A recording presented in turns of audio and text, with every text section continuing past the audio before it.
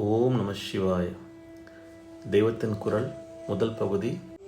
சம்பு சங்கரர் ஆனார் என்ற தலைப்பில் மகா பெரிவா அவருடைய உரையின் தொடர்ச்சியை இப்போது கேட்போம்.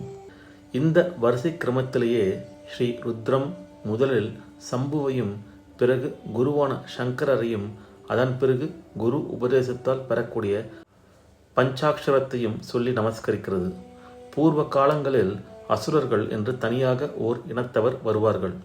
அவர்களை சம்ஹரிக்க விஷ்ணு ஆயுதபாணியாக வருவார். இந்த கலியில் ராட்சசர்கள் தனியாக இல்லை. விஸ்வாமித்திரரின் யாகத்தை கெடுக்க சுபாகு மாரிசன் என்ற ராட்சசர் வந்ததாகவும் ஸ்ரீ ராமர் அவர்களை வதைத்ததாகவும் இராமாயணத்தில் படிக்கிறோம். இந்த கலியில் விஸ்வாமித்திரர் இருந்திருந்தால் அவருடைய யாகத்தை கெடுக்க சுபாகு மாரிசரே வேண்டியிராது. அவர் மூளை கெட்டுப்போய் அதனுள்ளேயே அசுர பிரவிற்த்தி குடிக்கொண்டிருக்கும். அவர் யாகம் செய்யவே எண்ணியிருக்க மாட்டார்.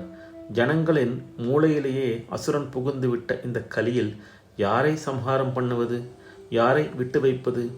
எனவே அசுர சம்ஹாரத்துக்கான வைஷ்ணவ அவதாரங்கள் இப்போது வேண்டாம் என்று பரமேஸ்வரன் கருதி ஞான உபதேசத்துக்காக தாமே ஒரு பிராமண குடும்பத்தில் அவதரித்தார். சம்புவாக உட்கார்ந்திருந்த மூர்த்தி சங்கரராக சுற்றும் மூர்த்தி ஆயிற்று. எவ்வளவுக்கெவ்வளவு உட்கார்ந்திருந்தாரோ அவ்வளவுக்கவ்வளவு சஞ்சாரம் செய்தார். எவ்வளவுக்கெவ்வளவு மௌனமாக இருந்தாரோ அவ்வளவுக்கவ்வளவு பேசினார், உபதேசித்தார், வாதம் செய்தார், பாஷ்யம் செய்தார். ஸ்ரீ ஆதிசங்கரின் மகிமை அவருக்கு முன்னிருந்த 72 மதங்களில் எதுவுமே அவருக்கு பின்பு பாரத தேசத்தில் இல்லாமல் போனதுதான்.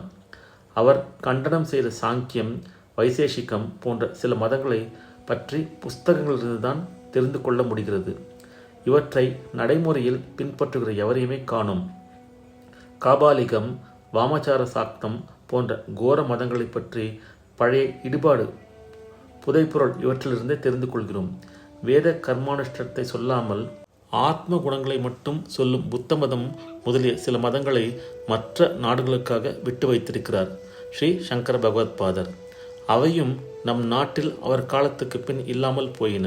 சொற்ப காலத்துக்குள் தத்துவம் ஒன்றையே அடிப்படையாக வைத்து மற்ற மதங்களை எல்லாம் ஜெயித்து அத்வைதத்தை ஆச்சாரர்கள் நிலைநாட்டியது போன்ற மகத்தான காரியத்தை செய்தவர் உலகில் எவருமே இல்லை. ஸ்ரீ சங்கர பகவத் பாதர்களுக்கு பிற்பாடு நம் நாட்டில் வேறு சம்பிரதாயங்கள் ஏற்பட்டாலும் ஸ்ரீ சங்கர ஸ்தாபித்த அத்வைத மதம் போய்விடவில்லை. இன்றும் அத்வைதிகள் இருக்கிறோம்.